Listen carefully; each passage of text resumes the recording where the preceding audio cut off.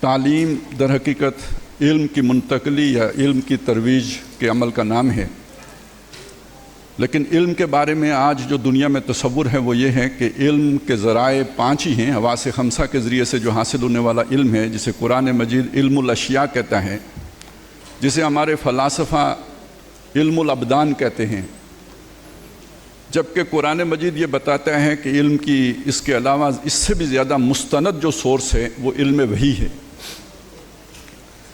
ایک ہی رکوع ہے سورہ بقرہ کا 4تھا رکوع، جس کے شروع میں اس پہلے علم کا ذکر آیا ہے وَعَلَّمَ آدَمَ الْأَسْمَاءَ كُلَّهَا، اور اسی رکوع کے آخر میں فَإِمَّا يَأْتِيَنَّكُم مِّنِّي هُدًى فَمَن تَبِعَ هُدَايَ فَلَا خَوْفٌ عَلَيْهِمْ وَلَا هُمْ يَحْزَنُونَ کا ذکر ہے۔ یہ دونوں علم، ان کا آپس میں تعلق کیا ہے؟ آپس میں ان کا تعلق یہ ہے کہ جو علم الاشیاء یا علم الابدان ہے، یا علم بالحواس ہے، یا علم بالعقل ہے، یہ سارے مختلف اسے عنوانات دیے گئے ہیں، یہ انسان کا ظرف ذہنی بناتا ہے، اور جتنا اس کا وسیع ظرف ذہنی ہوتا ہے اتنا ہی وہ اس علم حقیقی یا جسے علم بالوحی یا جسے علم منقول علم جسے کہتے ہیں، اس سے وہ فیض اٹھا سکتا ہے۔ اسے میں اگر مثال سے واضح کروں تو یوں ہے کہ اس علم بالوحی کی آج ہمارے سامنے جو صورت ہے وہ قرآن مجید ہے، اور قرآن مجید اگر اسے ہم علم کے سمندر سے تعبیر کریں تو اس سے میں یا آپ یا کوئی انسان کتنا فیض اٹھا سکتا ہے، اتنا ہی اٹھا سکتا ہے جتنا اس کا ظرف ذہنی ہوگا۔ قرآن اپنی جگہ پہ علم کا سمندر ہے، لیکن مجھے اتنا فائدہ ملے گا جتنا کہ میری سمجھ ہوگی، سمجھ بوجھ ہوگی۔ آج کے دور کا المیہ کیا ہے؟ پہلا المیہ یہ ہے کہ آج کا انسان علم بالوحی سے کٹ گیا ہے، وہ اسے علم کے طور پر ماننے کے لیے تیار ہی نہیں ہے، وہ صرف ان حقائق کو تسلیم کرنے کے لیے تیار ہے جو اس کے حواس 5 کی گرفت میں آتے ہیں، اس کے ورا کسی اور چیز کو ماننے کے لیے وہ بالکل آمادہ نہیں ہے، جس کا دوسرا مطلب یہ ہے کہ وہ ایمان کا انکاری ہے۔ اس وجہ سے ہم آج کے معاشرے کو کہتے ہیں، یا آج معاشرہ، آج جب ہم لفظ استعمال کریں گے تو عالمی معاشرہ ہے، گلوبل ویلیج ہے، تو اسے خدا بے خدا تہذیب کے عنوان سے جو ہے معمون کیا جاتا ہے کہ اس میں اللہ تعالیٰ، آخرت، اس کا کوئی تصور موجود نہیں ہے۔ اس بات کو علامہ اقبال نے اپنے ایک انداز میں بیان کیا ہے کہ علم کی تیغ جگردار اڑا لی کس نے، عشق کی تیغ جگردار اڑا لی کس نے، کہ علم کی نیام خالی ہے ایسا کی، کہ علم کے ہاتھ میں خالی ہے نیام ایسا کی، کہ یہ جو آج کا علم ہے اس کے اندر جو روح پیدا کرنے والی شے ہے، وہ علم جو وحی کا علم ہے، وہ اب اس کے اندر سے نکل چکا ہے۔ اس کا نتیجہ کیا ہے؟ انسان آخرت سے جب بے بہرا ہوا، اس کا سارا فوکس دنیا پہ ہو گیا۔ جب اس کا فوکس دنیا پہ ہو گیا تو نتائج وہ نکلے جو ہم ابھی سن رہے تھے کہ اسکول کھولو، پیسے کماؤ، اور جب آپ کے سامنے آخرت ہوتی ہے نا، تو ایک مثال میں آپ کے سامنے رکھتا ہوں، بہت شاندار مثال ہے، قرآن مجید نے بیان کی ہے کہ جب ذوالقرنین گئے، تیسرا سفر کیا، جو علاقہ فتح کیا، جس قوم سے سابقہ پیش آیا، جنہیں یاجوج ماجوج کے خطرات درپیش تھے، تو انہوں نے کہا جی ہم آپ کو پیسے دیتے ہیں، آپ ہمارے لیے دیوار تعمیر کر دیں۔ جواب میں انہوں نے کیا کہا کہ نہیں، جو تم پیسے دے رہے ہو تھوڑے ہیں، زیادہ لوں گا، میرے انٹلیکچوئل رائٹس ہیں۔ نہیں، انہوں نے کہا ما مکنی فیہ خیرن، جو کچھ میرے رب نے مجھے دے رکھا ہے بہت ہے، فاعینونی بقوۃ، تم میری مدد کرو افرادی قوت سے، میں تمہارے اور ان کے درمیان ایک دیوار قائم کر دوں گا۔ یہ 2 کردار آپ کے سامنے آ گئے۔ ایک کردار ہے یاجوج ماجوج کا، جو مفسدون فی الارض ہیں، جو زمین میں فساد پھیلاتے ہیں، یعنی لوگوں کے مال کو ہتھیانے کے لیے ڈاکہ زنی بھی کرتے ہیں، لوٹ مار بھی کرتے ہیں، ہر حربہ استعمال کرتے ہیں، جبر والا، زبردستی والا حربہ استعمال کرتے ہیں۔ ان سے پناہ دینے کے لیے ایک شخص جو کچھ کر رہا ہے، وہ کہہ رہا ہے میں مفت کرنے کے لیے تیار ہوں، اس کا کوئی اجرت تم سے لینے کی مجھے کوئی تمنا نہیں ہے۔ یہ فرق ہے، نقطۂ نظر کا فرق ہے، یہ 180 درجے شخصیت کے کردار کا فرق ہے جو آپ کے سامنے آ رہا ہے۔ ایک لالچی کردار ہے اور دوسرا مستغنی کردار ہے۔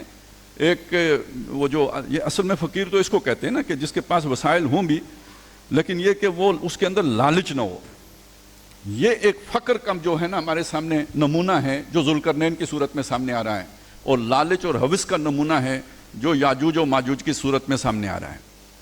اب آپ سوچئے, آج سے تقریباً جو لوگ دیہات میں رہتے ہیں میری بات کو سمجھ سکیں گے, کم از کم ہمارے ہاں تو یہ تھا کہ دودھ جو ہوتا تھا نا گھر میں, دودھ تقریباً ہر گھر میں ہو ہی جاتا ہے دیہاتوں میں, تو اسے بیچنا صحیح نہیں سمجھا جاتا تھا. اگر کوئی دوسرا ضرورت مند ہو تو کوئی رشتہ دار ہے, کوئی پڑوسی ہے, تو اسے دے دیا کرتے تھے.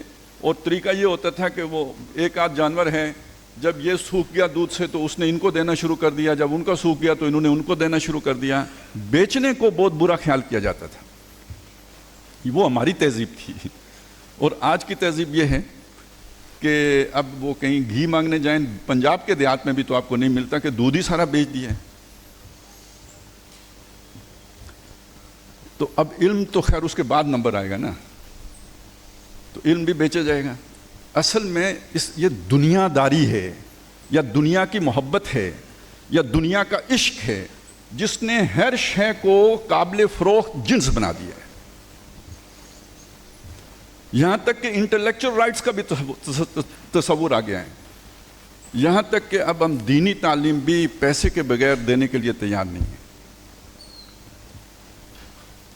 وہ جو بات کہی تھی نا نبی صلی اللہ علیہ وسلم نے آخری دور کی نشانیوں میں سے کہ لوگ دین کا علم بھی حاصل کریں گے دنیا بنانے کے لیے, تو وہ دور ہے نا جس میں ہم اس وقت پہنچ چکے ہوئے ہیں کہ یہ سارا ڈگریوں کا تصور دینی علم کے ساتھ کیوں آیا کہ نوکریوں کا تصور ساتھ جڑا ہوا ہے.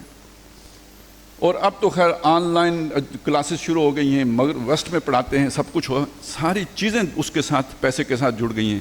کہاں مفت دیوار بنا کے دینے کا تصور اور کہاں ہر شے کو اس کے ساتھ جوڑ دینے کا تصور. تو میں اس سے جو نتیجہ آپ کے سامنے رکھنا چاہ رہا ہوں وہ کیا ہے, وہ یہ ہے کہ ہم تہذیب مغرب کو جتنا بھی برا بلا کہیں وہ بغیر بتائے ہمارے دلوں میں گھس چکی ہوئی ہے, ہماری سوچوں کو مسموم کر چکی ہوئی ہے, ہمارا یہ نقطہ نظر کو بھی اپنے رنگ میں ڈھال چکی ہوئی ہے.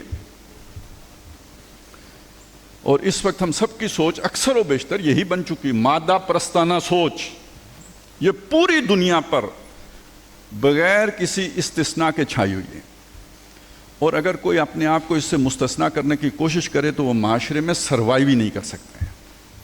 یہ علیحدہ جبر ہے کہ فرض کریں آپ یہ چاہیں کہ آپ اپنی اقدار کے ساتھ جینا چاہیں گے تو کم از کم سوسائٹی میں نہیں جی سکتے, آپ کہیں جنگل میں جا کے جئیں, آپ جائیں کہیں اپنی دنیا آپ پیدا کر, اگر زندوں میں ہیں وہ صورت ہو تو ہو, معاشرے میں رہ کر آپ کا گزارا نہیں ہو سکتا. تو یہ ہے اس کا پھیلاؤ جسے ہم جو کہہ رہے ہیں نا مغربی تہذیب, جسے ہم شیطانی تہذیب بھی کہیں تو غلط نہیں ہے, جسے دجالی تہذیب بھی کہیں تو بالکل غلط نہیں ہے. لیکن یہ کہ وہ کہنا اپنی جگہ پہ, لیکن یہ امر واقعہ ہونا ایک علیحدہ بات ہے کہ ہم سب اس کی لپیٹ میں پوری طرح آ چکے ہوئے ہیں. یہ حادثہ جو ہمارے ساتھ پیش آیا ہے نا, یہ ہے وہ بات جو ابھی شیرازی صاحب بتا رہے تھے, علم اٹھا لیا جائے گا. علم اٹھا لیا جائے گا کا مطلب کیا ہے؟ دیکھیں یہ معلومات اور انفارمیشن نہیں اٹھ گئی. ابھی آپ آرٹیفیشل انٹیلیجنس کو دیکھ رہے تھے, اب تو علم کا سیلاب آ گیا ہوا ہے. اتنا تو طوفان نوح نہیں تھا جتنا آج علم کا طوفان آیا ہوا ہے. تو پھر کون سا علم اٹھ جائے گا؟ میں یہ بات بھی کہہ سکتا ہوں, علم دین جس کا نام شریعت ہے وہ بھی نہیں اٹھا. آج جتنے شریعت کے علماء موجود ہیں نا زمین کے اوپر, اتنا شاید پوری تاریخ اسلام میں اتنے موجود نہیں ہوں گے. اور جس درجے کے موجود ہیں, بڑے بڑے جو ہے نا ماہرین موجود ہیں. اور پھر جب ان کو آرٹیفیشل انٹیلیجنس کی مدد بھی حاصل ہو گئی ہے, ویسے آپ کبھی ٹرائی کر کے دیکھیے گا آرٹیفیشل انٹیلیجنس کو, جو مسئلہ آپ اس سے پوچھیں گے مفتی 10 دن کے بعد جواب دے گا, وہ 10 سیکنڈ میں جواب دیتا ہے. اور مفتی تو پھر بھی اپنے مسلک کا لحاظ کر کے صرف اپنے وہ فرقے کو یا مسلک کے لوگوں کو کوٹ کرے گا. اے آئی آپ کو سارا پورا سیناریو سامنے رکھ دے گا کہ امام مالک کی کیا رائے ہے اور حنفیوں کی کیا رائے ہے اور شفاوے کی کیا رائے ہے اور دوسروں کی کیا رائے ہے, سب بتا دے گا. سب اب آپ کی مرضی ہے. تو علم کون سا علم اٹھ گیا ہے؟ ان میں سے تو کوئی علم نہیں اٹھا بلکہ بڑھ گیا ہے, سیلاب آ گیا ہے. صاحبو یہ تکوینی علم اٹھ گیا ہے, خدا کی پہچان کا علم اٹھ گیا ہے. یہ آخرت کے یقین کا علم اٹھ گیا ہے، اس کے نتیجے میں پیدا ہونے والی سمجھ ختم ہو گئی ہے۔ ہمارا جو یہ سافٹ ویئر ہے نا، جسے ہم اپنی یعنی ہمارے جو فکری گواہ ہیں، میں اسے سافٹ ویئر کہہ گیا، یہ کرپٹ ہو گیا ہے۔ وہ جو اللہ کے نبی صلی اللہ علیہ وسلم نے فرمایا تھا تمہارے جسم میں ایک لوتھڑا ہے جو اگر صحیح ہو، صاف ہو، پورا جسم صحیح صاف رہتا ہے، اور اگر وہ فساد آلود ہو جائے پورا جسم فساد آلود ہو جاتا ہے۔ اور سن رکھو وہ لوتھڑا دل ہے۔ ہمارا وہ دل اب مصفہ نہیں رہا، صاف نہیں رہا، مزکا نہیں رہا، اس میں یہ دنیا کا لالچ گھس گیا ہے، اور اس نے ہماری ساری فیکلٹیز کو بیکار اور فرسودہ اور کرپٹ کر دیا ہے، عقل سمیت۔ اس کے نتائج ہیں جو یہ سارا آپ دیکھ رہے ہیں، اسکول کھولو، فیس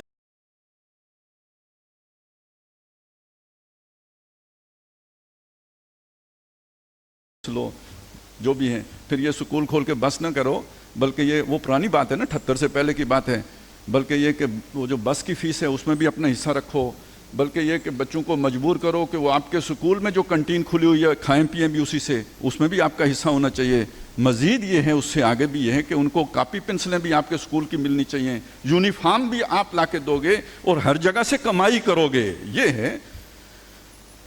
اور یہ ہم نے کہاں سے سیکھا ہے؟ ظاہر ہے یہ ہم نے اپنے کتابوں سے نہیں سیکھا، اپنے لٹریچر سے نہیں سیکھا، ہم نے اس جدید تہذیب سے سیکھا ہے۔ اور اس سب کا حاصل کیا ہے؟ اس سب کا حاصل یہ ہے کہ ہم ایک جیسے کوئی فیکٹری میں رکھی ہوئی مشین ہوتی ہے نا، وہ مشین بن گئے۔ ہم سب، میں آپ بھی، ہماری ایک روٹین ہے، صبح اٹھے، ہم گئے، ہم نے کام کیا، دفتر نبھایا، روٹین ورک کیا، شام کو واپس آئے، پھر یا کہ کوئی کہیں گپ شپ لگانے چلے گئے، یا کوئی ڈرامہ دیکھنے بیٹھ گئے، اور اس کے بعد رات ہوئی، سوئے، وظیفہ شب ادا کیا، کسی نے نہیں کیا، فجر ہوئی، پھر اٹھ کے چل دیے۔ یہ ہمارا ایک چکر ہے جس میں ہم پھنسے ہوئے ہیں۔ جیسے ایک مشین کام کرتی ہے ایسے ہم کام کر رہے ہیں۔ بنیادی سوالات ہمارے سامنے آ ہی نہیں رہے۔ میں کون؟ میں آیا کہاں سے؟ میں نے جانا کہاں ہے؟ یہاں آنے کا میرا مقصد کیا ہے؟ یہ کائنات بنانے والا کون ہے؟ اس کی اصل پہچان کیا ہے؟ ان چیزوں کے لیے کس کے پاس وقت ہے؟ نہ میرے پاس ہے، نہ آپ کے پاس ہے، نہ باقی دنیا کے پاس ہے۔ تو اب کیا فرق رہ گیا مجھ میں اور ایک گورے میں؟ کیا فرق رہ گیا مجھ میں اور ایک ہندو اور سکھ میں؟ دماغ سب کے ایک جیسے ہیں، سوچیں سب کے ایک جیسے ہیں، ایم سب کے ایک جیسے ہیں، امنگیں، آرزویں، تمنائیں سب کی ایک جیسی ہیں۔ بس ٹھیک ہے، کچھ لوگوں نے داڑیاں رکھی ہوئی ہیں، کچھ نے نہیں رکھی ہوئی ہیں، کچھ کا خاص لباس تراش خراش وہ چلی آ رہی ہے کچھ ایک زمانے سے، وہ بھی جب مکسنگ ہوتی ہے تو ختم ہو جاتی ہے۔ ہمارے بچے جب انگلینڈ جاتے ہیں تو ایک نئی آن بان شان کے ساتھ واپس آتے ہیں۔ یہ اس معاشرے میں اس طرح دکھتے ہیں، اس معاشرے میں جا کے اسی رنگ میں ڈھل جاتے ہیں۔ اس کا مطلب ہماری کوئی بنیاد نہیں ہے۔ وہ جو اصلھا ثابت و فروھا فی السماء والی بات ہے نا، الم تر کیف ضرب اللہ مثلا کلمۃ طیبۃ کشجرۃ طیبۃ اصلھا ثابت و فروھا فی السماء، وہ تو کوئی اصلھا ثابت نہیں ہے۔ اجتثت من فوق الارض ما لها من قرار، ہمارے ایمان کو کوئی قرار نہیں ہے۔ ذرا سا آنچ آتی ہے تو ایمان جو ہے نا وہ بہہ جاتا ہے۔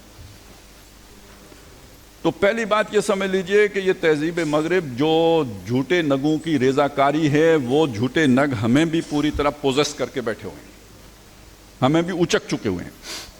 اب آئیں اس کی طرف کہ یہ جو انسان کو اللہ تعالیٰ نے یہ صلاحیتیں دی ہیں نا، یہ دنیا کا علم حاصل کرنے کا، یہ صلاحیتیں بھی کتنی کس قدر ہیں، کتنی طاقتور ہیں، اس کا اندازہ آپ کو آج کی سائنسی ترقی سے ہوگا کہ جب انسان اس علم وحی سے کٹ کر فوکس اس نے کر لیا سائنس اور ٹیکنالوجی پہ، تو کہاں سے کہاں پہنچ گیا۔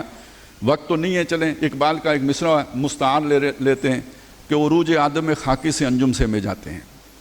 اب اس نے جا کے ستاروں کے اوپر اپنے پاؤں جو ہے نا اپنی کمن ڈال دی ہے، تو یہ اس علم کی بدولت ہوا ہے۔ اگر ساتھ وہ دوسرا بھی ہوتا تو کیا بات ہوتی، لیکن یہ کہ اس سے بالکل وہ بیگانہ ہو گیا۔ اچھا بھائی، اس کا حاصل کیا ہے؟ حاصل یہ ہے کہ اس علم نے ہمیں اور دنیا دار بنا دیا۔ کیسے بنا دیا؟ اس لیے کہ ہم اس علم کے نتیجے میں اس قابل ہو گئے کہ حضرت سلیمان علیہ السلام کام جو جنات سے لیتے تھے نا، وہ کام ہم مشینوں سے لینے لگ گئے۔ وہ بڑے بڑے پتھر اٹھا کے جن رکھتے تھے نا، بلڈنگیں بناتے تھے، ان کے کام آتے تھے، غوطے لگاتے تھے، اور بڑے بڑے ان کے لیے جو ہے نا وہ بناتے تھے جو دیگیں اور جو ہے نا اسی طرح بڑے بڑے ان کے لیے طواق بناتے تھے، یہ سارا کام جن کرتے تھے. آج وہ سارا کام مشینری کر رہی ہے. گویا سلیمان، اچھا ان کا وہ ایک تھا نا جو جہاز، ہوائی جہاز، جس میں وہ 6 مہینے کی مسافت صبح کے وقت طے کر لیتے تھے اور اتنی شام کے وقت طے کر لیتے تھے. ہمارے جٹ ان سے زیادہ تیز ہیں یا نہیں ہیں آج کے دور کے جٹ؟ تو گویا جو سلیمان علیہ السلام کے پاس طاقتیں تھیں اس سے بھی زیادہ طاقت آج انسان کے پاس آ چکی ہے اس سائنسی علم کے نتیجے میں. لیکن ظاہر ہے کہ اس سب کے کرنے کے لیے وقت لگانا پڑتا ہے. وہی وقت جو ہمارے پاس 60-70 سال کا ہوتا ہے، اور اگر سچ جانے تو 20-30 سال کا ہوتا ہے، کیونکہ پہلے 10-15 سال تو نکال دینا، وہ تو کھیل کود میں گزر گئے، ابھی تو کچھ سمجھ ہی نہیں آئی ہوتی. 15 سے 25 سال کے درمیان ذرا کچھ سمجھنے، کوئی ٹھوکریں کھانے، کوئی تجربے حاصل کرنے، کچھ شعوری عمر ہوتی ہے، لیکن سیکھنے کی عمر ہوتی ہے. سمجھ آتے آتے پھر اپنے اوپر کنٹرول پاتے پاتے 10-15 سال اور گزر جاتے ہیں. جیسے قرآن مجید کہتے ہیں یہ 40 سال کی ذرا پختگی کی عمر ہوتی ہے. فلما اشدہ بلغ 40 سنہ، اور 40 سال کا ہو گیا، وہ ہو گئے. تو جب پوری طرح سمجھ آئی تو 40 سال کے ہو گئے تھے. اس کے بعد 15-20 سال گزارے تو پھر تو ظاہر ہے یہ بیماری اور وہ بیماری اور فلانی بیماری. تو بیچ میں یہ جو ٹائم ہمارے پاس ہے یہ 20-25 سال کا ہی ہے جس میں ہم کچھ کرنے کے قابل ہوتے ہیں. یہ 20-25 سال ہمارے کس کام میں لگتے ہیں؟ ذرا اب آپ ایک نوجوان کو سامنے رکھیں. پہلے 22, 23, 24, 25 سال تک مختلف ہو سکتا ہے وہ اسے حصول تعلیم میں لگ جاتے ہیں. وہ یہ تعلیم کا یہ پھیرا سارا ظاہر ہے کاروباری پھیرا ہے تو اس میں ڈالا جائے گا. اب وہ اس کے بعد 4-5 سال کوئی ملازمت ڈھونڈ کر اس میں اپنے پاؤں پہ کھڑا ہونے میں لگ جائیں گے. اب جب وہ پاؤں پہ کھڑا ہوگا تو پھر اب اس کے ساتھ جو ہے نا وہ اب کہتے ہیں کہ جی شادی کے قابل ہو گئے، اپنے پاؤں پہ کھڑا ہو گئے، اب اس کی شادی کرا دیتے ہیں. شادی کراتے ہیں، نئی ذمہ داریاں پڑ جاتی ہیں، اور اب وہ سیٹل ہوتے، بچے وہ کرتے، پھر وہ 60 سال کو پہنچ گیا. اس پورے عرصے میں کچھ اور منصوبہ بندی کا کوئی جو ہے نا وہ موقع ہی اس کے پاس نہیں ہوتا. یعنی میں نے 2 طرف سے آپ کو بتایا. ایک طرف یہ کہ ہمارے اس وقت جو بھی سوچنے سمجھنے کی عمر کیا بنتی ہے، اور دوسری طرف ہمارا جو اس وقت کی روٹین ہے وہ کیا بنتی ہے. دونوں اعتبارات سے آپ دیکھیں تو ان سوالات کو جو علم بالوحی سے متعلق ہیں ان کی طرف جانے کا ہمارے پاس وقت نہیں ہوتا. اب آئیں تیسری ڈائمنشن کی طرف. اس سائنسی ترقی نے جہاں ہماری زندگی بہت آسان کر دی ہے، ہم ایئر کنڈیشنڈ ہالوں میں بیٹھتے ہیں، بیڈ روموں میں سوتے ہیں، ہمیں بہت جو شداد کی جنت میں جو کچھ نہیں تھا وہ آج ایک کٹیا میں میسر ہے، ایک جھونپڑی میں میسر ہے جو شداد کی جنت میں نہیں تھا. لیکن یہ سب حاصل کرنے کے لیے وہ وقت جو ہمارے پاس بہت تھوڑا ہے وہ لگانا پڑتا ہے. بلکہ اب یہ کہا جاتا ہے کہ میاں بیوی اگر دونوں مل کے کام نہیں کریں گے تو زندگی اچھی کوالٹی لائف میسر نہیں آئے گی. یعنی اب اکیلا آدمی کمانے سے گھر اچھے طرح سے نہیں چلا سکتا. اگر آپ نے بچوں کی اچھی ایجوکیشن کرنی ہے، انہیں ایک بہتر ماحول پرووائڈ کرنا ہے، انہیں اچھی جو ہے نا وہ لگژریس لائف بسر کرنے کے مواقع دینے ہیں، تو میاں بیوی دونوں کو مل کے کام کرنا ہوگا. اور ایک خیال اور بھی رکھنا ہوگا، بہت ضروری خیال ہے وہ بھی، اور وہ یہ ہے کیونکہ آپ زیادہ بچوں کو اتنی اچھی تعلیم و تربیت نہیں دے سکتے، لہذا بچے 2 ہی اچھے.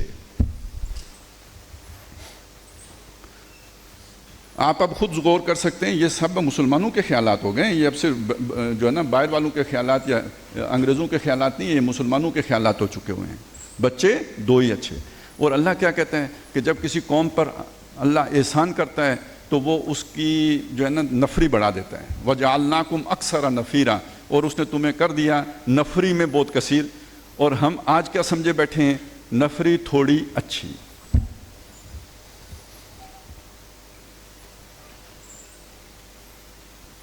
اور اس زندگی کو حاصل کرنے کے لیے اب دیکھیں یہ ہم کہہ رہے ہیں جی برین ڈرین. یہ کیوں ہو رہا ہے جی؟ اس لیے کہ جو زندگی یہاں پہ ہے اس سے بہت بہتر زندگی مغرب میں. آپ یہ تو نہیں کہہ سکتے کہ وہاں کی زندگی اچھی نہیں ہے، بہت بہترین زندگی ہے. یہ یہاں پہ کیا ہے؟ دھول اڑتی ہے، حفاظت نہیں ہے، عزت نفس مجروح ہوتی ہے، یہاں کوئی قانون نہیں ہے، کوئی ضابطہ نہیں ہے، بہت اعلیٰ زندگی ہے، بڑی بہترین زندگی ہے. مغرب میں جاؤ ادھر ہی بسیرا کرو.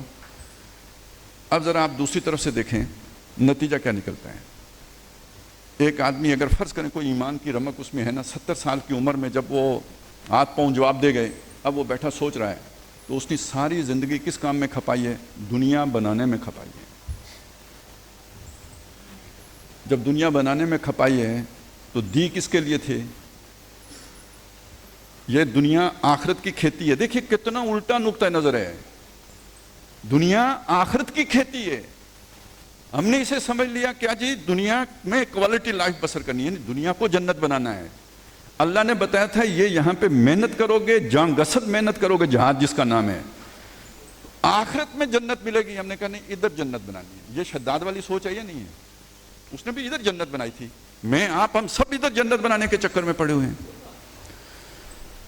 اس چیز کو قرآن مجید نے کہا ہے کہ میں تو کیا نبی ان سے کہیں کیا ہم تمہیں نہ بتائیں کہ دنیا میں سب سے زیادہ عمل کے اعتبار سے گھاٹے والا بندہ کون ہے؟ ہل ننبئکم، کیا ہم تمہیں جتلائیں نہ بالاخسرین اعمالا، اعمال کے اعتبار سے سب سے زیادہ خسارے میں کون لوگ ہیں؟ الذین ضل سعیہم فی الحیات الدنیا، جن کی ساری محنت دنیا میں گم ہو گئی۔ وَهُمْ يَحْسَبُونَ أَنَّهُمْ يُحْسِنُونَ صُنْعًا، وہ یہ سمجھتے رہے کہ انہوں نے بہت اعلیٰ صنعت لگائی ہے، بہت بہترین جو ہے نا وہ اعمال سر انجام دیے ہیں، نہایت عمدہ جو ہے نا وہ ایکسل کیا ہے اپنے پروفیشن میں، اپنا کاروبار جما لیا ہے، دنیا میں بڑی ترقی کی ہے۔ اللہ کی نظر میں اعمال کے اعتبار سے سب سے زیادہ خسارے میں وہ ہے، یعنی محنت کے اعتبار سے۔ محنت تو ادھر بھی کرنی پڑتی ہے، یہ تو نہیں کہ نہیں کرنی پڑتی۔ آپ کو میڈیکل کالج میں داخلہ لینا ہے، 90% سے اوپر نمبر لینے ہیں، محنت کے بغیر ہو جائے گا کیا؟ محنت تو کرنی پڑے گی۔ انجینئرنگ کرنی ہے تو محنت تو کرنی پڑے گی، اور پھر اس کے بعد اس پروفیشن میں ایکسل کرنا ہے تو محنت تو کرنی پڑے گی، دن رات ایک تو کرنا پڑے گا۔ اور محنت یہ بھی کر رہا ہے جو اللہ کی خاطر قربانیاں دے رہے ہیں، جو آج فلسطینیوں پر بیت رہی ہے، جیسے کل اصحاب اخدود پہ بیتی تھی۔ تو محنت یہ بھی کر رہے ہیں، محنت وہ بھی کر رہے ہیں۔ تو محنتوں کے اعتبار سے سب سے زیادہ خسارے میں کون ہے؟ الذین ضل سعیہم، جن کی ساری محنت دنیا میں گم ہو گئی، آخرت کے لیے کوئی کھٹی نہیں کی، آخرت کے لیے کوئی جدوجہد نہیں کی، کوئی قربانی نہیں دی، کوئی وقت نہیں لگایا، وقت ہی نہیں ملا۔ بیچاروں نے نماز بھی پڑھی تو اس لیے پڑھی کہ کاروبار میں برکت ہو۔ صاف کہتے ہیں کہ صبح نماز پڑھنے جاؤ گے، کسی بھلے کے منہ لگو گے، دن اچھا گزر جائے گا۔ وہ آخرت کی کس کو فکر ہے بھائی؟ نماز بھی دنیا کے لیے پڑھی جا رہی ہے۔ آپ یوٹیوب کھولیں اور کسی کوئی حکیمانہ بات کسی نے اگر لکھی ہو اس کے ویوز دیکھیں، اور اگر کسی نے یہ لکھا ہو کہ ان پڑھ بدھو آدمی نے، جسے اردو پڑھنی بھی نہیں آتی، اوپر یہ لکھ دیا ہے کہ یہ وظیفہ کریں کروڑوں کمائیں، نیچے ویوز دیکھیں۔ تو ہمارا دین کس کے لیے ہوا؟ پھر دنیا بنانے کے لیے ہوا۔ یہاں آ کے جب ہمیں سیکولر اور لبرل لوگ جو ہے نا طنز کا نشانہ بناتے ہیں تو ٹھیک بنا رہے ہوتے ہیں کہ وہ کہتے ہیں دنیا کمانے کے لیے دنیا دار بن کے محنت کرنی پڑتی ہے۔ ہم محنت نہیں کرنا چاہتے، وظیفوں کے ذریعے سے دنیا بنا رہے ہوتے ہیں، بنانا دنیا ہی چاہتے ہیں۔ اس نقطے کو سمجھیں، یہ بات ٹھیک ہے کہ ہم بھی دنیا دار بندے ہیں، لیکن ہم دین کے راستے دنیا حاصل کرنا چاہتے ہیں، حالانکہ دین دنیا بنانے کے، اس دنیا کو بنانے کے لیے نہیں آیا تھا۔ ہاں، وہ دنیا کو اپنے رنگ میں رنگنے کے لیے آیا تھا۔ اس کے لیے قربانی دینی پڑتی ہے، اس کے لیے دنیا چھوڑنی پڑتی ہے۔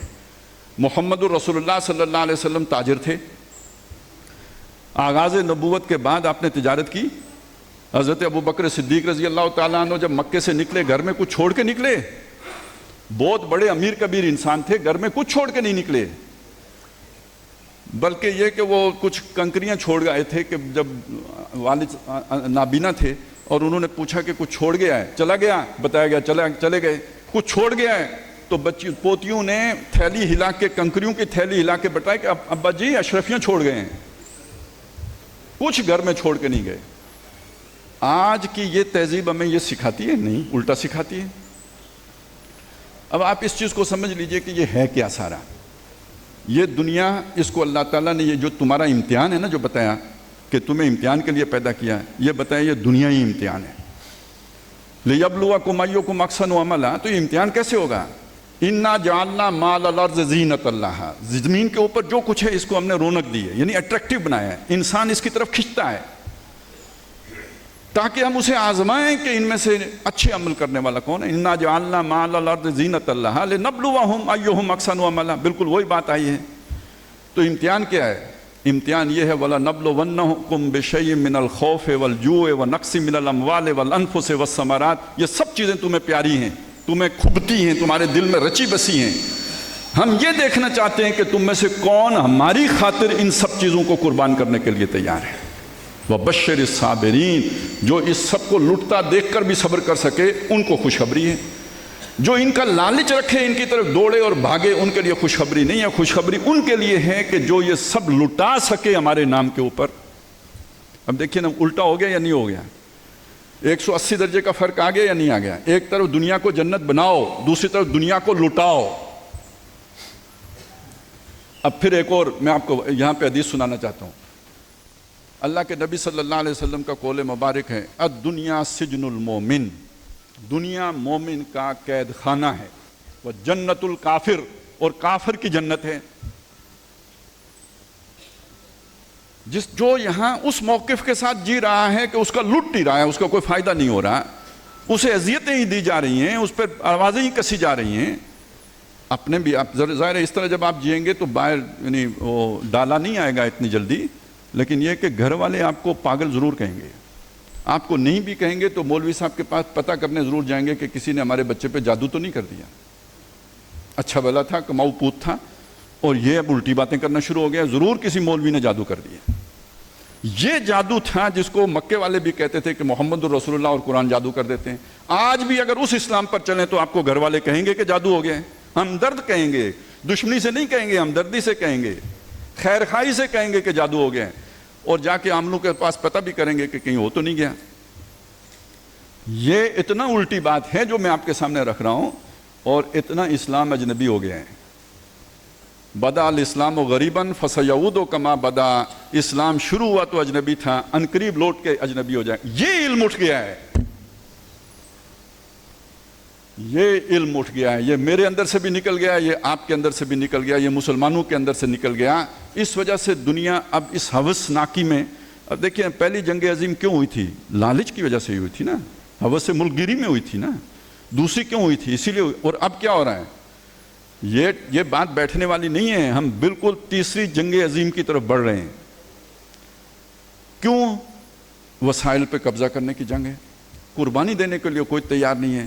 ان کو سکھانا کس نے تھا؟ مسلمانوں نے سکھانا تھا، مسلمان خود ان کے رنگ میں رنگے گئے۔ اب آتا ہوں میں آخری بات کی طرف، اور وہ یہ ہے کہ یہ جو مغربی تہذیب ہے نا، جس کو ہم نے سمجھا جنت، حدیث میں یہ بات آئی ہے کہ جو دجال ہوگا نا، اس کے ایک ہاتھ میں روٹیاں ہوں گی، جنت ہوگی، دوسرے ہاتھ میں آگ ہوگی، جو اسے مانے گا اسے اپنی جنت کی سیر کرائے گا، اور جو اس کا انکار کرے گا اس کو اپنی آگ میں جلائے گا۔ آپ اگر وہ اس ایمان کی بات کو چھوڑ دیں، آج کی دنیا کو جنت بنائیں، کتنے لوگوں نے جنت بنا لی، اور ہم دیکھ کے حسرت کرتے ہیں، جیسے قارون کو دیکھ کر حسرت کی تھی، جن کا ذکر سورہ قصص میں آیا ہے، کاش اتنا مال ہمارے پاس بھی ہوتا۔ آج ہم کامیاب آدمی اسی کو سمجھتے ہیں کہ جس نے کچھ دنیا میں بنا لیا۔ دوسری طرف نبی صلی اللہ علیہ وسلم نے یہ بھی بتایا کہ جو اس کی جنت ہے وہ حقیقت میں آگ ہے، اور جو اس کی آگ ہے وہ حقیقت میں جنت ہے۔ اب آپ اس بات کو ذرا سمجھیں نا، کیا مطلب ہے؟ آج کی تہذیب جو بظاہر بہت ہی یعنی جنت نظیر دنیا ہے، حقیقت میں سوائے تباہی اور بربادی کے کچھ بھی نہیں۔ ایک روایت میں الفاظ ہیں کہ جسے ایک صابر، مطیع، فرما بردار بیوی مل گئی دنیا میں، اسے دنیا میں جنت مل گئی۔ آج مجھے بتائیں، آج کی تہذیب میں یہ ایسا رشتہ ممکن ہے؟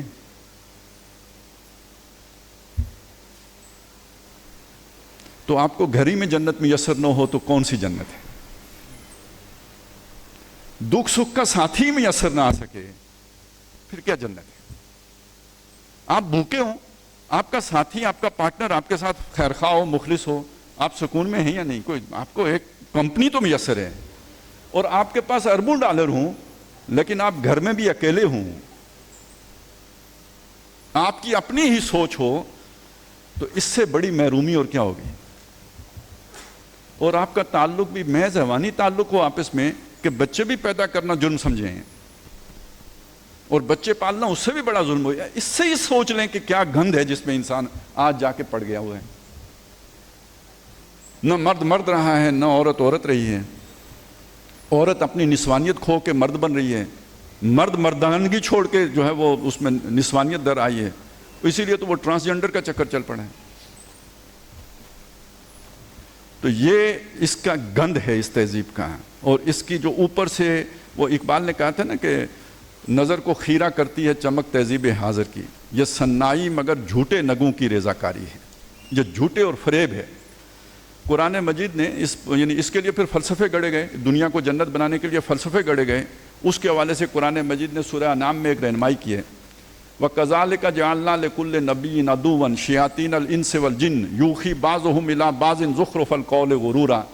ہم نے ہر نبی کے مقابل میں دشمن جن اور انسان کھڑے کیے، وہ ایک دوسرے کی طرف پیغام رسانی کرتے ہیں، یعنی جنات انسانوں کو ایسے مضامین پڑھاتے ہیں کہ جو ظاہراً بڑے چکاچون نظر آتے ہیں، زخرف القول یعنی سنہری الفاظ ہوتے ہیں، لیکن ہوتا دھوکے کے سوا کچھ نہیں ہے۔ آج دنیا میں جتنے فلسفے ہیں وہ در حقیقت سوائے دھوکے کے اور کچھ نہیں ہے۔ الفاظ بہت بڑے بڑے، اصطلاحیں بہت اونچی اونچی، لیکن یہ کہ ان کے اندر معنی و مفہوم کے اعتبار سے انتہائی گھٹیا، کم مفہوم کے حامل الفاظ او بلند اور معنی او پست کی صورت، یہ ہے کہ جو دھوکہ میں آ کر انسان ان چیزوں میں پڑ جاتا ہے۔ بے حیائی کا نام روشن خیالی رکھ لیا، یا اسی طرح کی اور بہت سی چیزیں ہیں۔ تو یہ سارے دھوکے اور فریب ہیں، یہ فریبی دنیا ہے۔ اور اس کے بارے میں جو آخری بات میں آپ کے سامنے یہ بھی رکھ دوں، اگر نقطہ نظر یہ ہے تو کوئی مسلمان ہے، عیسائی ہے، ہندو ہے، کچھ ہے، اللہ کی نظر میں اس کا مقام کیا ہے؟ اولئک الذین کفروا بآیات ربہم۔ بے شک انہوں نے زبان سے اقرار کیا ہو، حقیقت کے اعتبار سے انہوں نے اپنے رب کی آیات کا کفر کیا ہے، آخرت کو پیش نظر ہی نہیں رکھا ہے، مقدم دنیا کو جانا ہے۔ بل تؤثرون الحیات الدنیا، تم دنیا کی زندگی کو ترجیح دیتے ہو، وتذرون الآخرہ، آخرت کو پیچھے ڈال دیتے ہو۔ تو یہ جو تصور ہے در حقیقت اس کا نتیجہ گویا اللہ کی آیات کا انکار ہے، یہ عملی انکار ہے۔ اولئک الذین کفروا بآیات ربہم ولقائہ، اس کی ملاقات کا بھی انکار کیا ہے۔ فحبطت اعمالہم، تو کوئی اگر نیکیاں کی تھی، کوئی نمازیں پڑھی تھیں، کوئی روزے رکھے تھے، کوئی حج عمرے کیے تھے، ان کے اعمال اکارت چلے گئے۔ فلا نقیم لہم یوم القیامت وزنا، قیامت کے دن ان کے لیے ترازو نصبی نہیں کی جائے گی۔ یعنی جیسے بہت سے لوگ بغیر حساب کتاب کے جنت میں جائیں گے، ایسے ہی یہ بہت سے لوگ ہوں گے جو بغیر حساب کتاب کے دوزخ میں جائیں گے۔ اللہ تعالیٰ اس سے ہمیں بچائے۔ اور یہ جو اس وقت کی جو یہ تہذیب کا جو غلغلہ ہے اور جو چھائی ہوئی ہے استیلاء ہے، اس میں اس کے خلاف چلنا انگارہ ہاتھ میں پکڑنے کے مترادف ہے۔ یہ انگارہ اللہ تعالیٰ ہمیں پکڑنے کی توفیق عطا فرمائے۔ سب سے بڑی استقامت کا مظاہرہ تو یہ ہے۔ اور اب جو حالات بن گئے ہیں دنیا کے، آپ یہ سمجھیں کہ یہ تہذیب کا اختتام ہے۔ یہ کچھ دن یہ شور شرابہ ہوگا، دھماکے ہوں گے، طے و بالا ہوگی دنیا، بہت فتنہ فساد ہوگا، لیکن اختتام کس بات پر ہوگا؟ تمہاری تہذیب اپنے خنجر سے آپ خودکشی کرے گی، جو شاخ نازک پہ آشیانہ بنے گا ناپائیدار ہوگا۔ یہ ایک ناپائیدار تہذیب تھی جس نے مٹنا ہی ہے اور مٹے گی، اور اپنے ہاتھوں خود مٹے گی۔ یہ جو مادی جو جدلیات ہے نا، ان کا آپس میں جو ٹکراؤ ہوتا ہے، یہ جو ڈائلیکٹیکل میٹیریلزم کا جو فلسفہ ہے، اب وہ ٹکراؤ آ گیا نا۔ پہلے نیشنلزم کی بنیاد پر ہوا تھا، پہلی جنگ عظیم، دوسری جنگ عظیم، اور اب خالص جو ہے نا وہ جو دولت کے حصول کے چکر میں اب وہ جنگ سر پہ آ گئی ہے، اور اس کے نتیجے میں آخری غلبہ تو اسلام کا ہونا ہے، جیسے بہت سی روایات میں معلوم ہے۔ تو ہم پہل کر کے کیوں نہ اس کی طرف بڑھیں، اور اس جسے ہم انگارہ سمجھ رہے ہیں اسے پکڑ لیں۔ وہ انگارہ نہیں ہے، اسی میں اصل میں اللہ تعالیٰ نے ہمارے لیے جنت کے پھول رکھے ہیں، اور جسے ہم یہاں کے پھول سمجھتے ہیں اور یہ سمجھتے ہیں کہ یہ زندگی گزارنے کا کمفرٹیبل طریقہ ہے، یہ در حقیقت دوزخ ہے۔ اس کے اندر کوئی ہمارے لیے سکون نہیں ہے، نہ دنیا میں جو لوگ یہ اس دولت سے ہمکنار ہیں انہیں سکون نصیب ہے۔ سب سے بڑا دولت مند شخص جو بیان کیا جاتا ہے یا کیا جاتا تھا، مجھے صحیح یاد بھی نہیں رہا، وہ جو آج کل تو ایلن مسک مشہور ہے، اس سے پہلے جو تھا بل گیٹس، اس کی بیوی اس سے طلاق لے کے چلی گئی۔ یہ اس تہذیب کا جو ہے نا نتیجے ہیں یا ہمارے سامنے جو آ جاتے ہیں۔ تو اللہ تعالیٰ ہمیں اس تہذیب کی جو ظاہری حسن اور چکا چوند ہے، اس میں اپنی آنکھ الجھانے سے محفوظ رکھے، اور جو حقیقت ہے اگرچہ کہ بظاہر وہ ہمیں بہت کڑوی کسلی معلوم ہو، اس پر عمل کرنے کی توفیق عطا فرمائے، صابر شاکر رکھے اس کے اوپر۔ اقول قولی ھذا واستغفر اللہ لی ولکم ولسائر المسلمین والمسلمات۔ مجھے پہلے ہی بہت تاخیر ہو گئی ہے، میں تو ان سے کہہ رہا تھا یار مجھے آپ چھٹی دے دیں، تو ایک اور جگہ پہ پہنچنا ہے، معذرت خواہ ہوں، میں بس ابھی یہیں سے جو ہے نا آپ سے رخصت لوں گا۔ جی بہت شکریہ۔